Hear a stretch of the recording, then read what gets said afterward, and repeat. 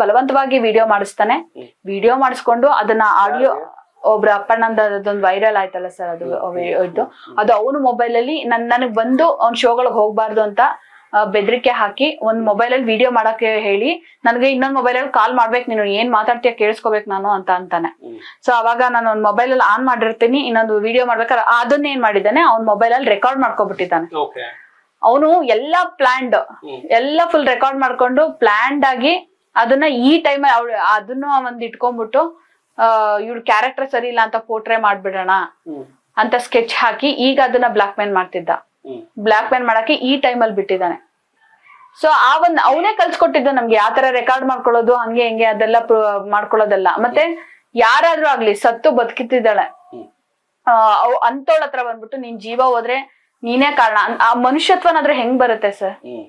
ಜೊತೆಲಿದ್ದವಳನ್ನ ನೀನೇ ಹಾಳು ಮಾಡಿ ನೀನೇ ಬಂದೆ, ನೀನೇ ಇಷ್ಟು ದಿನ ದೌರ್ಜನ್ಯ ಮಾಡ್ಕೊ ಬಂದೆ, ನೀನೇ ನನ್ನ ಇಡೀ ಕೆರಿಯರ್ನ ಹಾಳು ಮಾಡ್ದೆ, ಎಲ್ಲ ನೀನೇ ಹಾಳು ಮಾಡ್ಬಿಟ್ಟು ಇವತ್ತು ನೀನ್ ನನ್ ಸಾವು ಬಯಸ್ತೀಯಾ ಅಂತ ಅಂದ್ರೆ. ನಮ್ಮ ವಿಜಯವಾಹಿನಿ ನ್ಯೂಸ್ ಚಾನೆಲ್ನಲ್ಲಿ ಪ್ರಮೋಷನ್, ಜಾಹೀರಾತು, ಅಡ್ವರ್ಟೈಸ್ಮೆಂಟ್ ನೀಡಲು ಸಂಪರ್ಕಿಸಿ 9535808456.